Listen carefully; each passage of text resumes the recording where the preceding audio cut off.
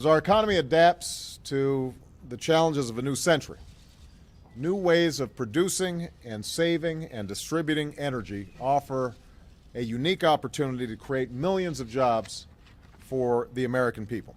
I believe that the free market is the greatest force for creating and distributing wealth that the world has ever known.